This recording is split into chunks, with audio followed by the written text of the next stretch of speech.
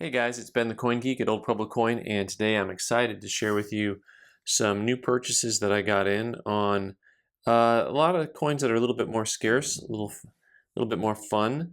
1928 peace dollar, and this guy here. Overall, the reverse is gorgeous on this coin. Let me just take a closer look.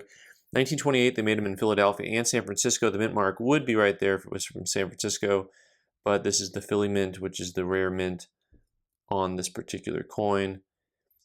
Like I said, the reverse is really stunning. A little bit of contact through the rays. Strong strike on those rays, by the way. And one of the things that I was already chuckling about on this coin is, the unofficial rule that the reverse of the coin has to be nicer than the obverse of the coin. Overall, really lovely coin. Old green PCGS holder, not the first gen, but MS63. Overall, really nice coin. Possibly could get it into a 64 holder. The reverse is, once again, hello split grading. I know some of you hate it. I'm in favor of it. This should be at least like a 63, 65 grade because that reverse is stunning. And this coin here is worth about 500 bucks, roughly 550. The next grade up, it's only about 600 bucks, so it's not the type of thing that you would necessarily crack out. But I do things here that aren't really conventional. A lot of that's because of the YouTube channel. So there's always more to come when it comes to that stuff. All right, next up I have the 77 seated dime, muted toning on it,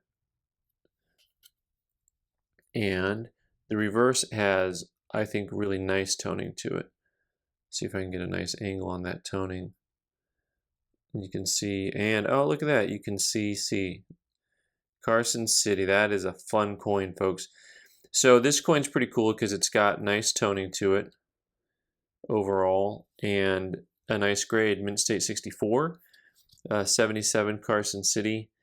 Has a lot going for it. I know not as many people collect the seeded series, but I do know that many of you collect the Carson City coins, and I even know people who put together like a little mini Carson City typeset. That would be a great coin for that. That coin is about $1,000 coin, give or take. The next grade up is a big jump to $1,850.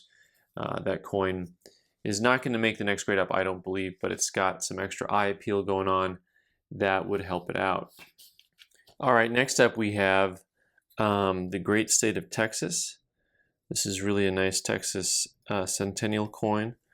Has the big star, the big bird, one of the better looking birds on a US coin, in my opinion, and one of the world's busiest designs ever created. And it still looks good. Texas Independence, Centennial, and the mint mark on these are kind of hidden. They're right above the T in the word the. You can really get lost on this coin. Remember the Alamo, and then you have an angel over the Alamo building, and a nice big Liberty and rays.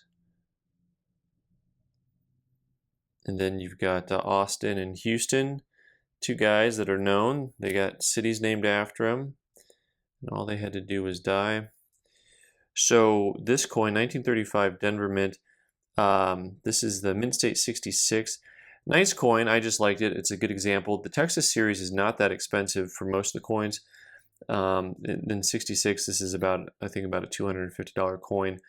So you can get higher grade coins. Now, it is made for several years, so it is the type of thing where it can be difficult to get all of the coins. So if you just want one example, that's not too tough. If you want to get all the date mint mark combinations in higher grade, then that can be a little bit more difficult. Another commemorative here. Commemorative series is still one of my favorite series because you can just collect commemoratives, put together a beautiful series. Most of the coins are not that expensive relative to the marketplace, and there's a few real tough ones in there, but most of them have really cool designs. Great Lakes Exposition. In some of the older books, this is called the Great Lakes. The Cleveland Centennial, of course, This is referred to commonly as the Cleveland. It's the $50 Liberty Moses Cleveland. Once again, places get named after people. This is NGC graded Mint State 65. And the reason I bought this one, once again, not that expensive of a coin. It's about 125 bucks. I just like the toning. It's really kind of a gentle tone to it. Very, very lustrous. Just a nice coin overall. And, you know, anyone who likes commemoratives, that coin will fit into your set pretty well. Next up, we got a big shiny. This is an 1882 San Francisco Mint Morgan dollar, and this is kind of what you want your Morgans to look like. Always good to have a real high grade dollar. If you're doing a dollar set, this one's Mint State 66, you can purchase you know, an 80S, 82S, 81S, 79S, any of those in Mint State 66. I think current market's about $300. One of the things I want to highlight on this coin is just the immaculate condition of the face. Not only the cheek, you know, but then up around the eye, the forehead, just clean. A few little chatter marks to the left of the field.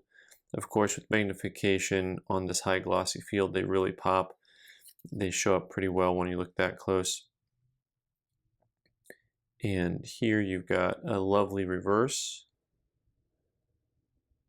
Really clean all the way around. Super bright and lustrous. Just a nice type coin for somebody who's doing, or if you're specializing in Morgans and you need to upgrade, maybe your 82S isn't that clean, that'd be a nice coin for you also. All right, I got two big winners here for you after this. This is one of my favorite coins in the marketplace to purchase, and it's in a very interesting grade. This is a 92 Carson City dollar, and the fields have just the tiniest touch of proof-like to them. And there is no sign of wear on this coin. You see real nice clean eagle, almost a cameo look on the reverse. You know, because the eagle really has that frosted look. The back isn't really PL enough to get that full effect, but just look at how white the eagle is, regardless of how not dark the background is. There's your nice little CC on that. Mint State 60, and that's a great grade to be able to get this coin in.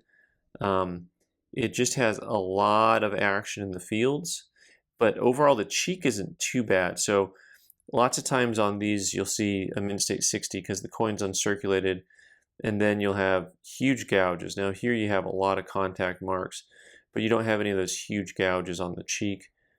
You know, just a lot of contact. A lot of what you would just call bag marks. Nice bold 92.